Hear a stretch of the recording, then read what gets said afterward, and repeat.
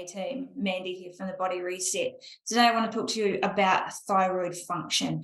Now, did you know that up to 5% of the world's population is estimated to have some sort of thyroid dysfunction? And that number, interestingly, is based off of the marker that's commonly tested, which is TSH. TSH is actually not a thyroid marker at all. It's a brain hormone. It's a messenger from our brain to our thyroid to tell our thyroid how much hormone to make.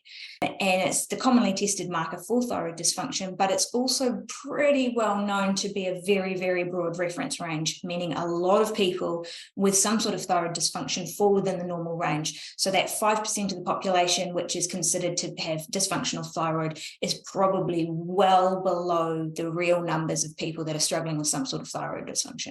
Now, of that 5%, which we now know is probably way underestimating, 90% of those are considered to have low thyroid function. So it's far and away the more common scenario than hyper or high functioning thyroid. And I think this is really interesting because it matches in so much to a lot of the symptoms and common health issues that we see coming through with our clients and with people that I've worked with in the past. And these are things like low energy and weight gain and etc.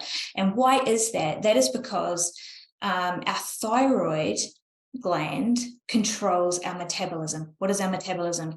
Our metabolism is the chemical processes within all of our cells which drive energy production, function, and growth.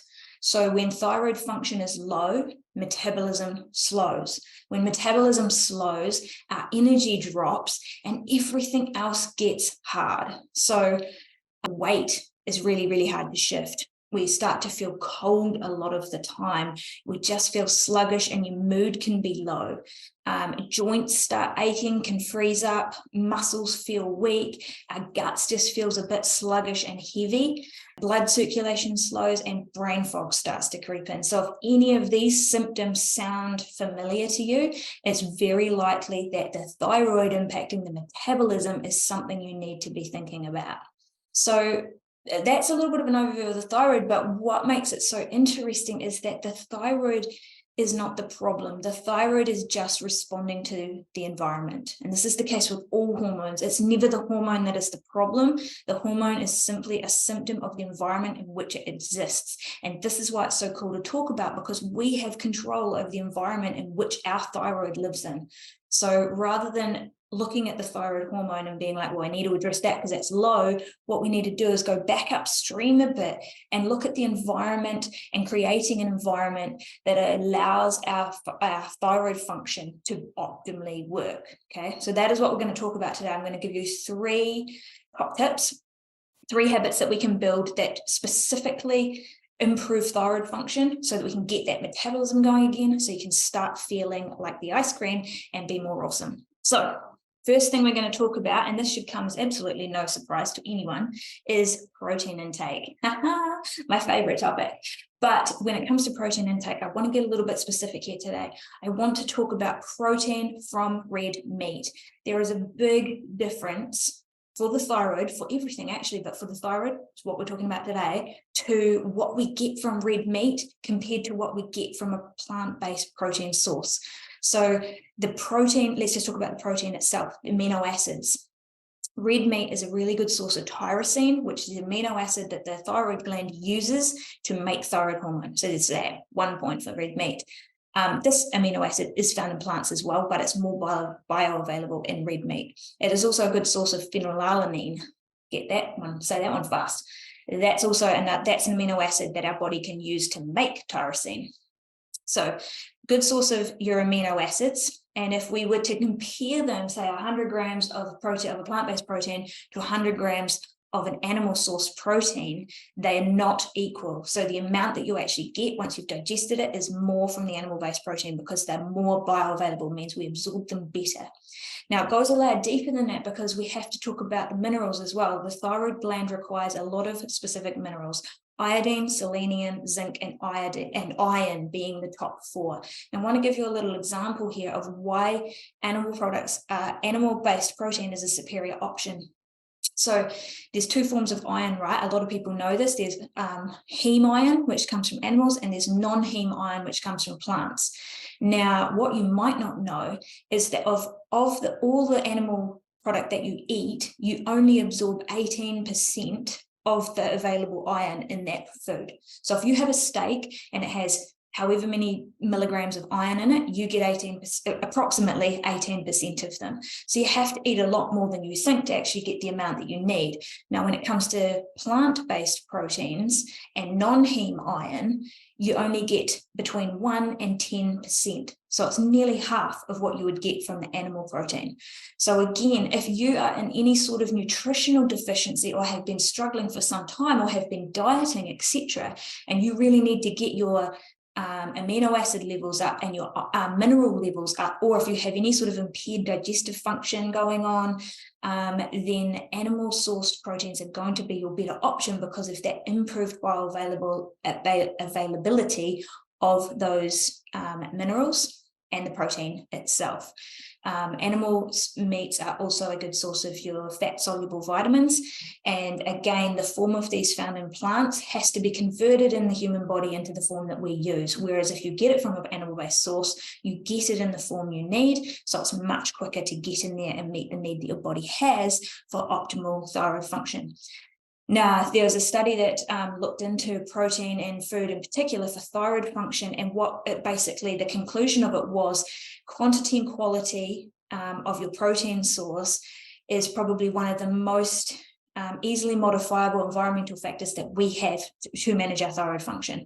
Our thyroid needs regular incoming calories from food, so dieting and overall is a bit of a problem and can turn down thyroid function.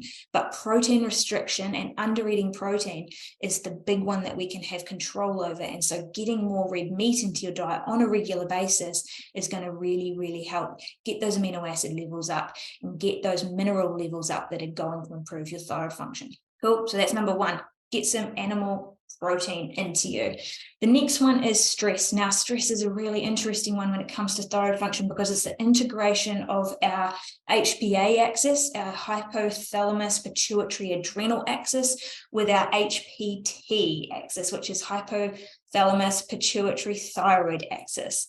Now, they do integrate, and the effect of the adrenal system on the thyroid is usually a down-regulating effect. So if we have chronic stress all the time, then we're going to see the flow-on effect in our thyroid and the down-regulation of our thyroid, which is going to be the down-regulation of our metabolism, which is going to result in lower energy. Now, it actually makes sense when you think about this because the key and primary role of a stress response is to free up as much available energy in the body as possible to survive a potentially dangerous situation. Now, turning down metabolism so that calories stay available for use actually makes sense when we think about it in that perspective. But over the long term, if we are exposed to chronic stresses, which we are in the culture in which we live, and those stresses aren't necessarily things that we are in and out of quickly, the long-term things, financial stresses and just feeling wired and tired, like we can't wind down, that is having a turn down effect on our thyroid. So we have to look at how we're managing our stress. There's another way that this impacts as well as cortisol is our kind of longer term stress response hormone. Cortisol has a direct impact on our thyroid hormones in that it reduces the conversion of T4, which is our first thyroid hormone, to T3, which is our second active thyroid hormone. Now, this is relevant for people even who take thyroxine or on thyroid medication, because thyroxine is essentially T4, and T4 has to be converted to T3 to be usable in the body. So high cortisol could be impacting how your medication is working as well, meaning you could be being given a bigger dose than you may need, or it may be harder to stabilize that dose. Anyone who's been put onto thyroxine will know that there's kind of a little bit of a stabilizing period that has to happen. And so stress can have a big impact on that. But for anyone not on thyroid medication, we need to reduce that cortisol amount so that our body can actually utilize the thyroid hormone we may be making perfectly well, but not getting access to because of the impact of cortisol. So there's protein, we need to get that red meat up.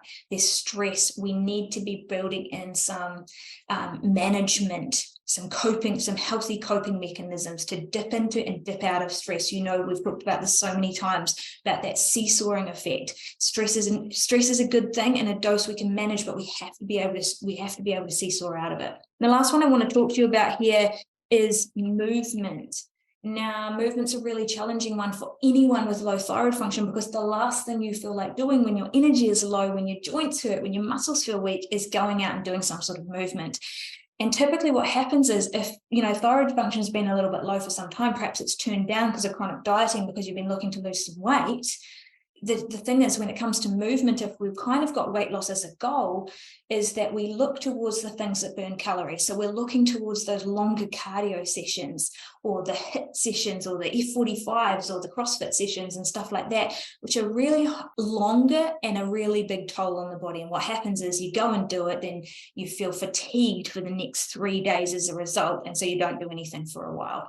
Or the opposite happens, and we just do nothing altogether.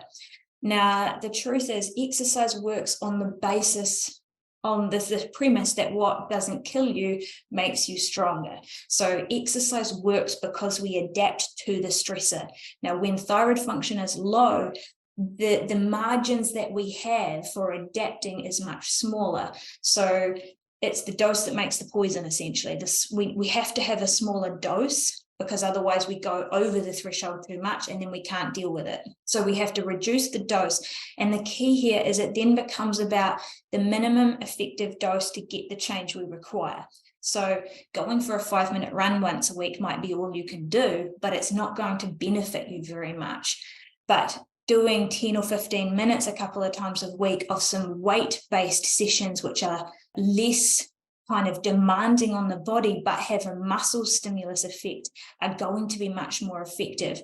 The reason here is that muscle stimulation builds mitochondria, and mitochondria are our cellular energy producing unit. So it really helps to build back up that metabolism that has been turned down by the low thyroid function. So when it comes to exercise with low thyroid function, the key is we need to be looking at strength-based exercises, not cardio.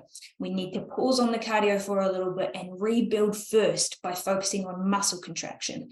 We need to be looking at the minimum effective dose, which means we need to be looking to exercise smarter, not harder. And that means really learning to connect our mind to the muscle and then really properly isolate and contract the muscles. Now, where we're going with this is something that we build into our program for our clients all the time. This is something that Ollie is a legend at, and that is really intelligent program designed to build a strength training program that is less about hours in the gym and more about actually focusing on and contracting the muscles we want to build up and actually seeing some results in that.